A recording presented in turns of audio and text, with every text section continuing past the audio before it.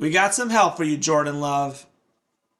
Right about now, the Funk Soul Brother. Check it out now. The Funk Soul Brother. Right about now, the Funk Soul. They're gonna run out of cheeseheads soon.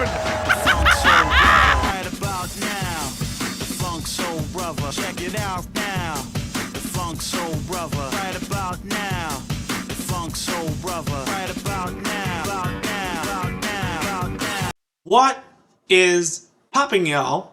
It is your man, Clockboy Bales, and welcome to another episode of Wisco Sports Weekly, where today I could consider this being one of the best day twos in Packers draft history.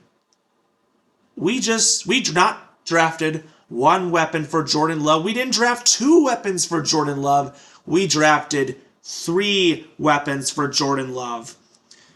I am excited. All these guys have potential to be star players. These are some underrated picks. And you know what?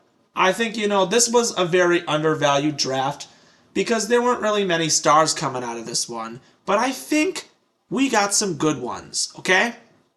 Now, just to think about it, I don't know how the Packers will do this season because realistically, we still need a lot of people in the next day, which is why the Packers did this very smart thing. With the second pick in their second round, they traded back twice to get two more draft picks for tomorrow. So now we have 9 picks tomorrow. In total, we have 13 picks. That's impressive. And you know what? Tomorrow is going to be a very productive day for Brian Gutekunst. I am excited to see how things really work up for the Packers. Possibly, I heard there were rumors we wanted to maybe trade up for another pick in the third, which was why I think they tried doing it, but they decided I think they were set with what they had. And I think I'm set with what they had too. So 3 guys that got drafted. I'm obviously going to go over all of them. But obviously, if you like what you see, subscribe below, comment with your thoughts. Let's get down to business. I'll obviously go quick here. With the 42nd pick, they got Luke Musgrave, the tight end from Oregon State. Of course, Mayer and Laporta both went off, which was unfortunate. And that meant that I was thinking it was going to be Darnell Washington since we had interest in him. But then we didn't take him at all with any of our picks. He actually didn't get selected until the end of the 3rd round. So that's kind of making me think this guy might be a bust if he's not being recognized well. The thing about Musgrave is, when he's healthy, the man is a beast. But in his career, he has just never been healthy. And that could be the only thing I have a concern with.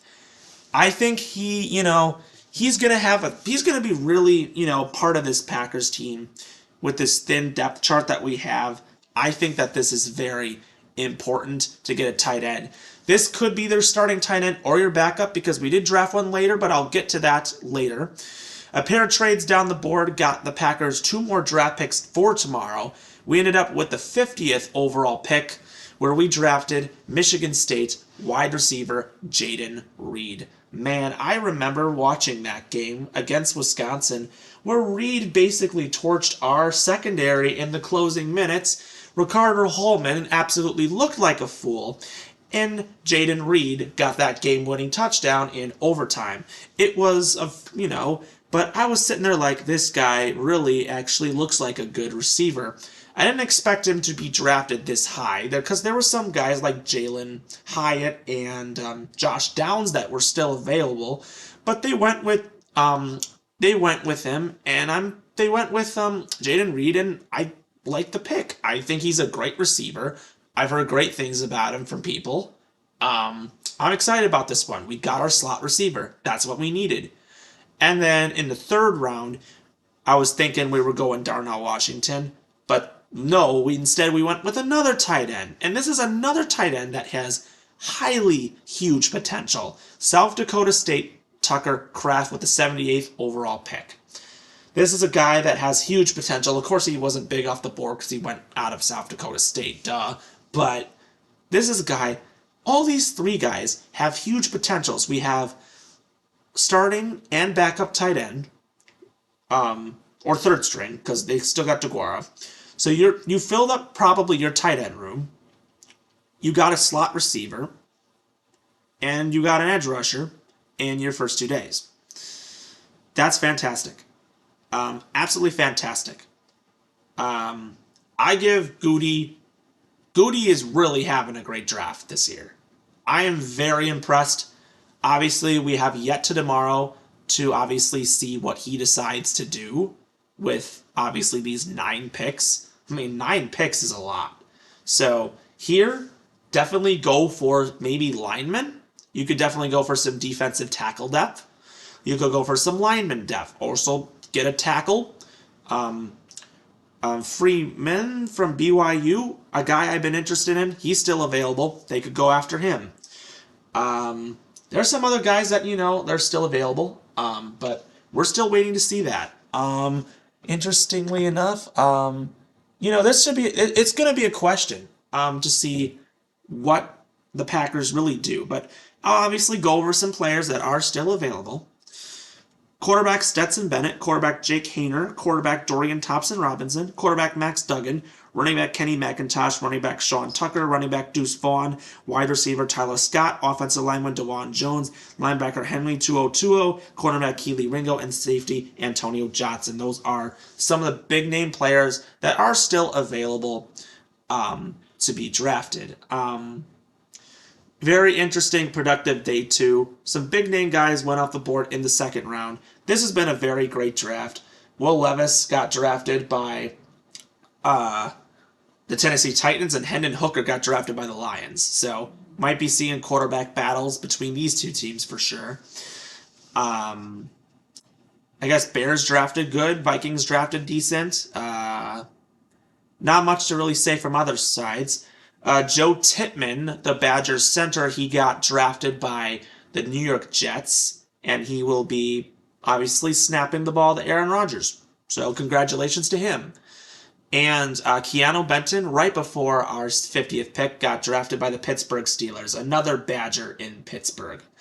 So that's a coincidence. Nick Herbig still has yet to be drafted. We'll probably hopefully hear him tomorrow.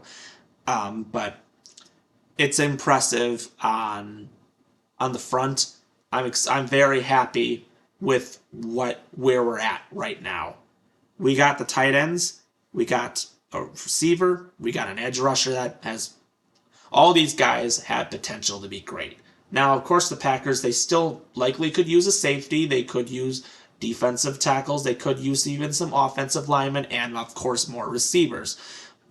And a kicker, and a backup quarterback. There's a lot of things that they're going to do tomorrow. They have 9 picks to make this happen. So, expect a big, long day tomorrow for sure.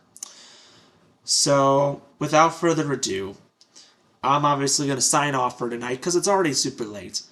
And officially tomorrow or Sunday, I will come out with my video on every single player who was drafted, and I will give them my grade. But regardless, if you like what you see, comment below, subscribe, do whatever. And of course, go Pack Go. We will see you next time.